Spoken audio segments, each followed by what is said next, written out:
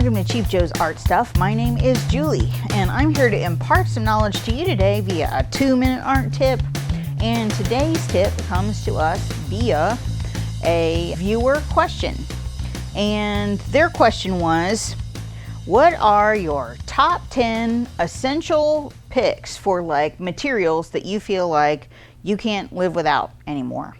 Now granted, this list is going to change and shift around a little bit, you know, with time and however it is that you particularly are working. And this is just a snapshot of what I can't live without at this point in time. Number 10, fairly new product on the scene, is Fine-Tec metallic watercolor, baby. It is awesome. I use it a lot. As you know, if you've watched 2-minute art tips for a while, I like some shiny. The shinier the better. And so Fine-Tec is right up my alley. Not only is it just beautiful, it plays well with others. It mixes with all kinds of other watercolor brands and types that I use. I have not found one yet that it does not work with, and I absolutely love that. They are intense. They are highly concentrated, and you get a lot for your money. I also like that we sell the individual box, the empty box, so you can actually customize what colors go in sets if you want to. I love that. Oh my gosh. Like, talk about like kid in a candy store kind of.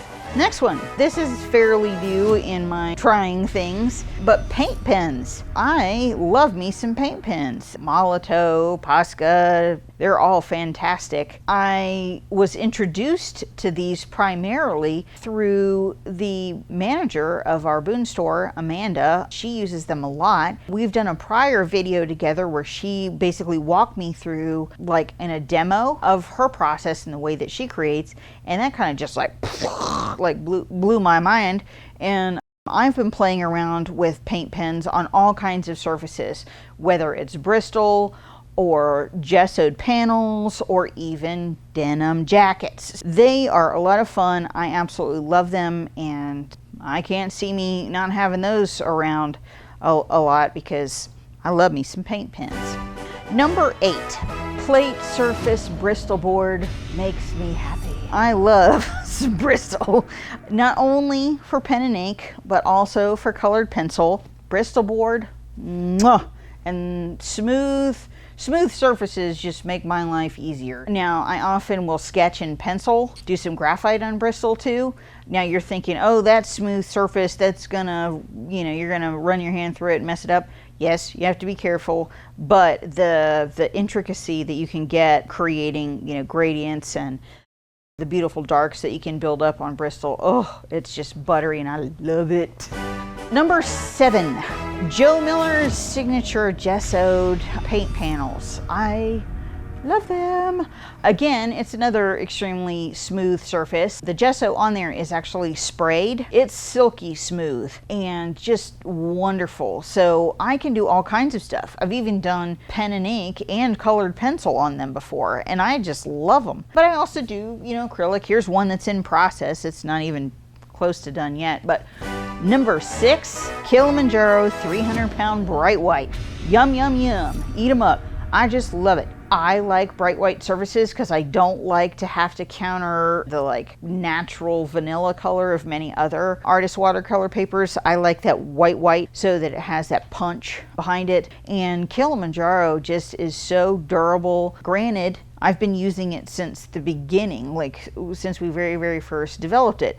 So yes, I'm a little bit biased about it and stuff like that, but I like all the different formats it comes in. I even like that I can get a 300-pound block, which, you know, blows your little mind, and you're going, what would you need that for? Well, I really like working on 300-pound. I like that the thickness of it when I wet it, even when it's like in a block form, will stay wet and absorbent like that, so that I have a consistent, smooth, damp surface that stays open to me working on it for, you know, like hours. And that was number 6. Number 5, Pigma Micron pens.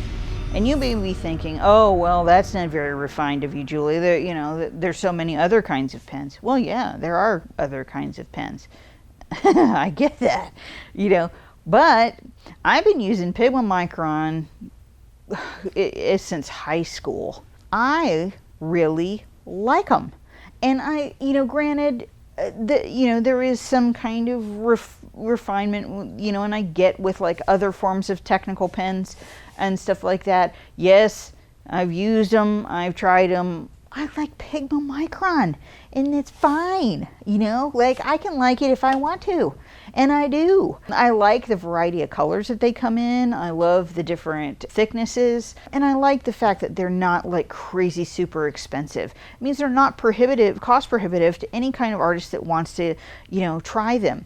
I use them on top of other drawings. I use them for ink drawing all the time, and I absolutely love them. And the new plastic nib ones are absolutely fabulous. They're in the new summer flyer, so you should check them out. Number 4, Faber-Castell Albrecht Durer watercolor pencils, baby. You've heard me talk about them, many times before. I really love this brand. I just do, and that's fine. What I can say about watercolor pencils is that if you're interested in getting into colored pencil, but maybe you've done some water media before, this is a great way to have a whole library of options available to you. So you can use them like a traditional colored pencil, but you can also wet them and have the ability to blend and make washes and do underpainting with them so that you can draw on top of that. There's all kinds of different options, and I absolutely love Albrecht Durer. I've been using them for years. I use them with all kinds of other media. I can't say enough about them. If you're looking to invest in colored pencils, you have to try that. They are mwah. And then 3, I would say this is kind of more of a general answer, but I love signature colors. So let's say that there's a particular brand and then they have a really unusual color that you don't find anyplace else. Check that out. The reason they got a signature color that's not like anybody else's is because it's fascinating and interesting. Don't be afraid to test it out, see what it's got. I have absolutely just loved playing around with just really unusual colors. Sometimes I'll base a whole painting just around a color just because I just love it so much. And then there are times when I'll get into a groove using a particular color in 15 different ways. Maybe it's the rock star feature of a particular painting, and maybe it just kind of lays in the background and does different stuff, and maybe I just blend with it or something. Check out some colors that are really different. I know that right now I'm kind of hung up on American Journey Watercolor. We have a color called Moonglow. Oh, I love it. We've actually done a feature video about that color, so check it out. It is gorgeous and just one of the many signature colors, whether it's acrylic or watercolor or ink or anything like that. Check them out. It's super fun. And then 2, I would say Aquabee sketchbooks. I have been using Aquabee for a long time. It's not glamorous, but they are wonderful. So they're great for water media, ink, graphite, charcoal, all kinds of different stuff. And that kind of flexibility means that you get a whole lot of bang for your buck when you invest in an Aquabee. And they last a really long time. They're not fancy, they're not glamorous, but man, they are wonderful and they last. And I really enjoy them, and I have several. Number 1 on my top pick, and you're gonna laugh, but that's okay, don't care. Factis pencil erasers. I love them. Click erasers.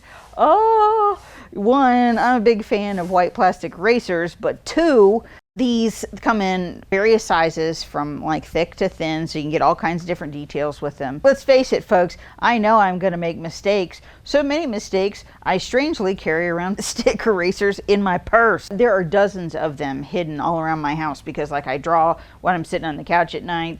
I'll draw at the kitchen table sometimes when I'm, making dinner and stuff like that. So they are everywhere. They're scattered in drawers. They're in a cup here or over there. So if you don't have one, you should definitely pick them up because, hey, life's full of mistakes. It's pretty rare when you find a handy way to deal with them. So that would be number 1. So I hope you enjoyed our little countdown list. We definitely appreciate your questions, appreciate you watching, and hope that you enjoy.